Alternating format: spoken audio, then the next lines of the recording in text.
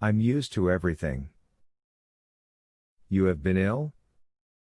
Yes, you are changed, said Anna. Kitty felt that Anna was looking at her with hostile eyes. She ascribed this hostility to the awkward position in which Anna, who had once patronized her, must feel with her now, and she felt sorry for her.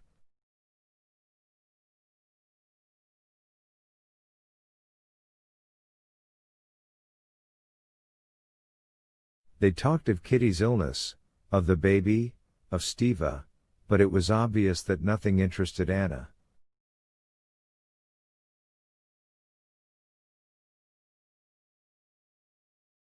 I came to say goodbye to you, she said, getting up. Oh, when are you going?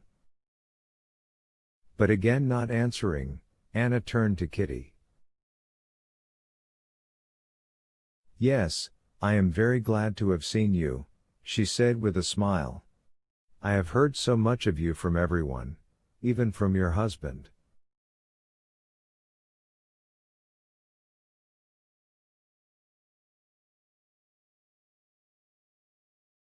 He came to see me, and I liked him exceedingly, she said, unmistakably with malicious intent.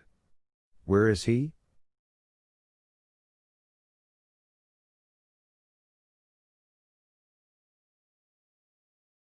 He has gone back to the country, said Kitty, blushing. Remember me to him, be sure you do. I'll be sure to, Kitty said naively, looking compassionately into her eyes.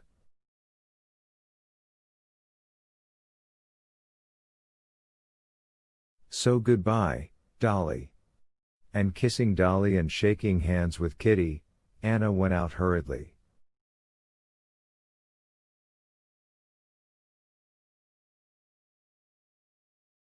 She's just the same and just as charming.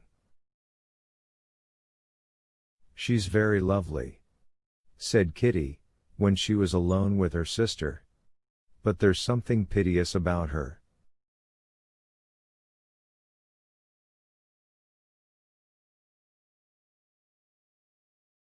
Awfully piteous. Yes, there's something unusual about her today, said Dolly. When I went with her into the hall, I fancied she was almost crying.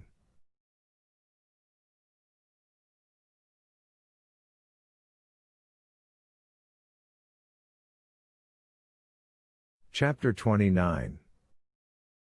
Anna got into the carriage again in an even worse frame of mind than when she set out from home.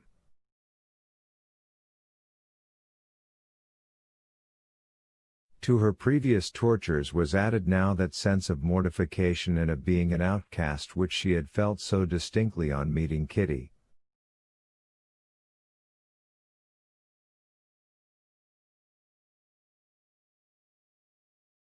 Where to? Home? Asked Pyotr. Yes, home, she said, not even thinking now where she was going.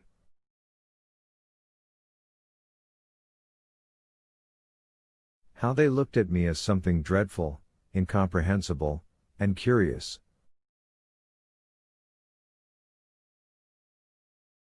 What can he be telling the other with such warmth? She thought, staring at two men who walked by. Can one ever tell anyone what one is feeling?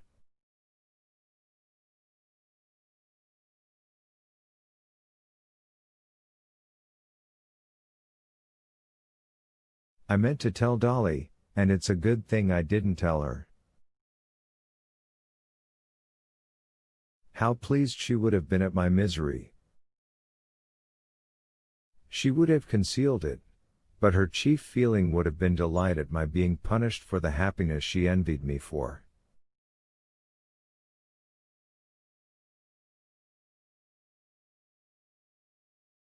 Kitty, she would have been even more pleased.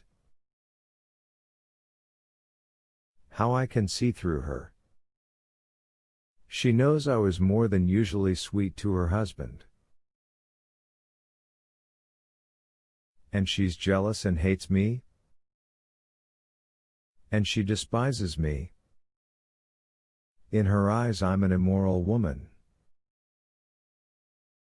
If I were an immoral woman I could have made her husband fall in love with me if I'd cared to.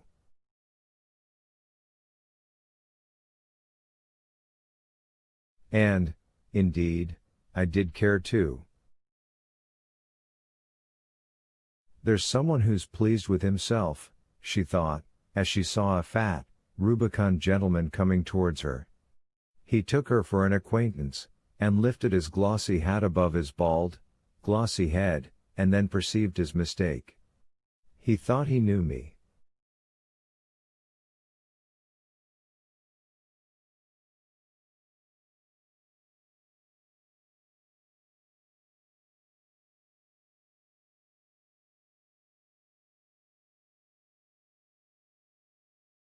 Well, he knows me as well as anyone in the world knows me.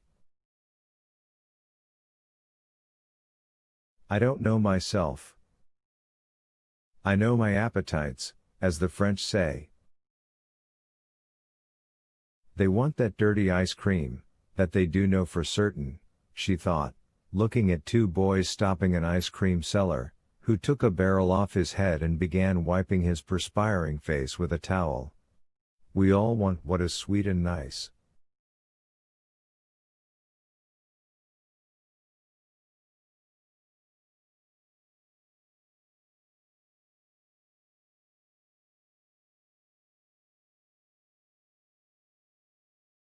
If not sweetmeats, then a dirty ice.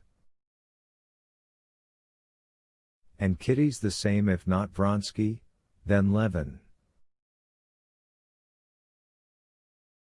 And she envies me, and hates me. And we all hate each other. I Kitty me.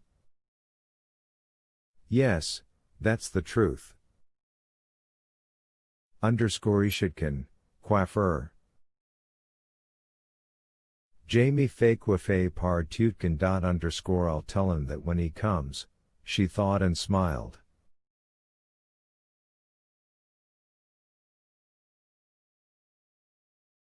But the same instant she remembered that she had no one now to tell anything amusing to. And there's nothing amusing, nothing mirthful, really.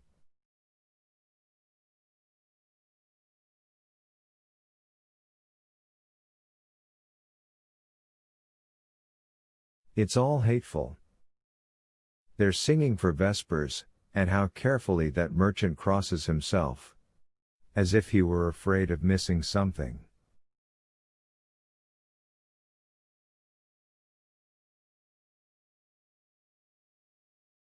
Why these churches and this singing and this humbug?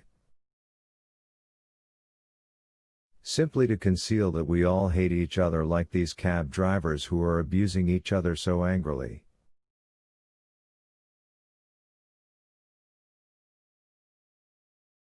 Yashvin says, he wants to strip me of my shirt, and I him of his. Yes, that's the truth. She was plunged in these thoughts, which so engrossed her that she left off thinking of her own position, when the carriage drew up at the steps of her house.